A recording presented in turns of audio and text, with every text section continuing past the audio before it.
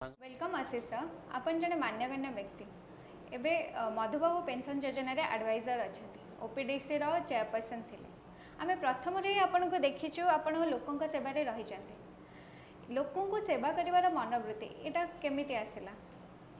नमस्कार मु ओपीडीसी रो चेयरमैन थिली एवं मधुबाबू पेंशन योजना रो एडवाइजर थिली। एवं मु निर्वाचन रणांगन अच्छी लोक सेवा करने मनोवृत्तिटा मोर आसला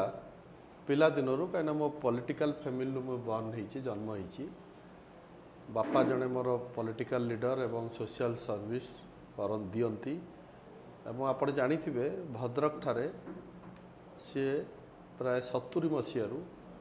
आज पर्यंत सी लोकों सेवा करुचंती एवं पिला दिनरू आमे देखिलु बापा संगे रहीकि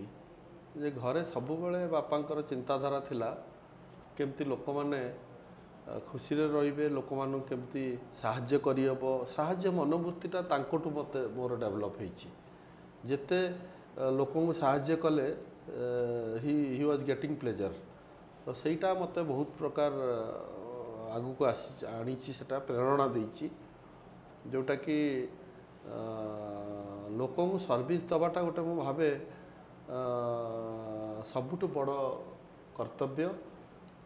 ताठ बड़ कर्तव्य किसी ना जब लोकटा खुशी होगी गला आपण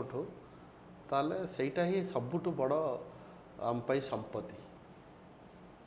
आपणक बापा श्रीजुक्त जुगल केशरी पट्टनायक ओडिशा राजनीति रे जने असाधारण व्यक्तित्व तांकर राजनैतिक अभिज्ञता आपनको किपरि प्रेरणा देला राजनीति को आसीबा पे?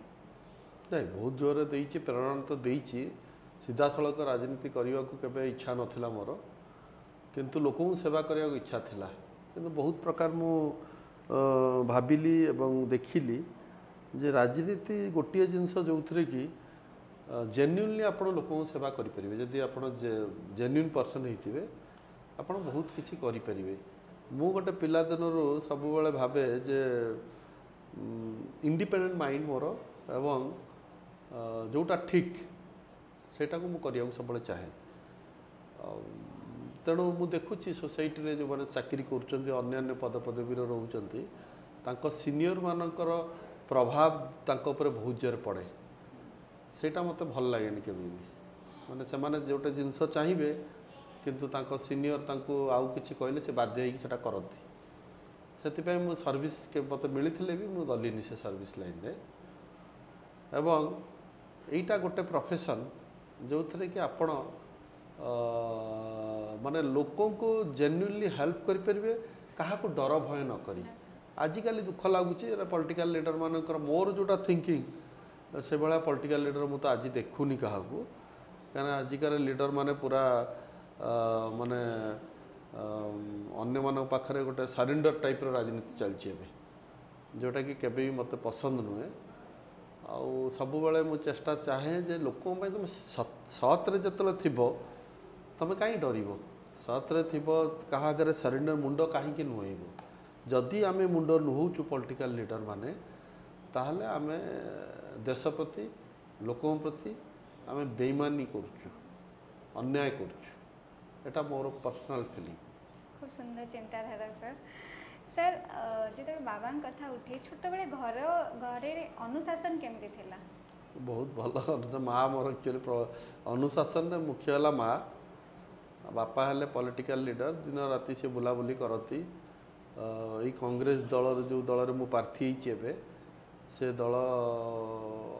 को सी पूरा बालेश्वर जिला अंडीवाडेड बालेश्वर जिला थिला से निजे सब तार संगठन सुदृढ़ करथिले एवं ओडिशा रे भद्रक बालेश्वर जिले में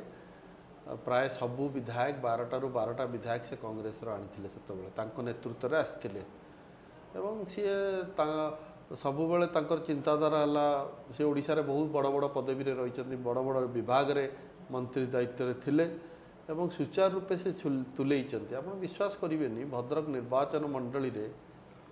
1980 मसीहा एबे सरकार महिला मानक इम्पोर्टान्स दौरान एबे सरकार महिला विषय चिंता करने बेले 1980 मसीह जुगल मो बापा ଚିନ୍ତା କରିଥିଲେ ଭଦ୍ରକରେ କେମିତି ମହିଳାମାନେ ଡେଭଲପ୍ ହେବେ। ଓମେନ୍ସ କଲେଜ ସେତେବେଳେ ନଥିଲା, ସେତେବେଳେ ବିଲକୁଲ ସେ ଓମେନ୍ସ କଲେଜ କରିଥିଲେ ପ୍ରଥମ ଥର ପାଇଁ, ଯେଉଁଟାକି ଆପଣ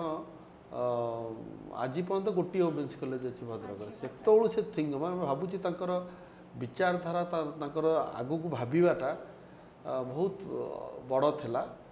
ଏବଂ ଭଦ୍ରକବାସୀ ସେଥିପାଇଁ ତାଙ୍କୁ ବହୁତ ଭଲ ପାଆନ୍ତି। ଆପଣ ବିଶ୍ୱାସ କରିବେନି, ଗୋଟିଏ ଇଣ୍ଡଷ୍ଟ୍ରି ଭଦ୍ରକରେ ଅଛି, ଫେକର କାରଖାନା, ସେଟା ଯୁଗଳ କରିଛନ୍ତି। ଗୋଟିଏ ଷ୍ଟାଡିୟମ୍ ଅଛି, ନେହେରୁ ଷ୍ଟାଡିୟମ୍,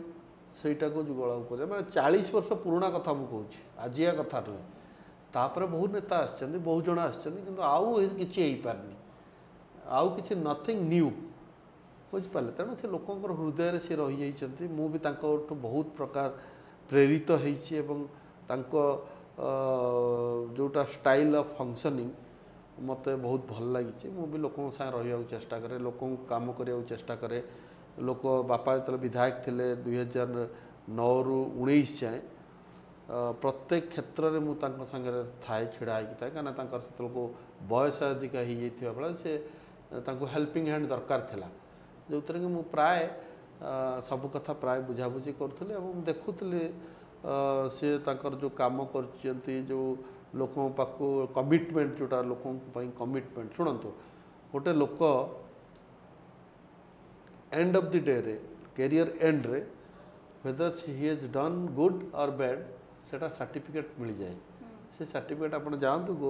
ପୁରା ଥ୍ରୁ ଆଉଟ୍ ଭଦ୍ରକ ଜିଲ୍ଲାରେ, ବାଲେଶ୍ୱର ଜିଲ୍ଲାରେ ଆପଣ ବୁଲନ୍ତୁ, ଓଡ଼ିଶାରେ ବି ବୁଲନ୍ତୁ, ଆପଣଙ୍କୁ ଏଭ୍ରିବଡ଼ି ସେ ତାଙ୍କ ଭଳିଆ ଜଣେ ବ୍ୟକ୍ତିତ୍ୱ, ତାଙ୍କ ଭଳିଆ ଜଣେ ନେତୃତ୍ୱ ଓଡ଼ିଶାରେ ବିରଳ।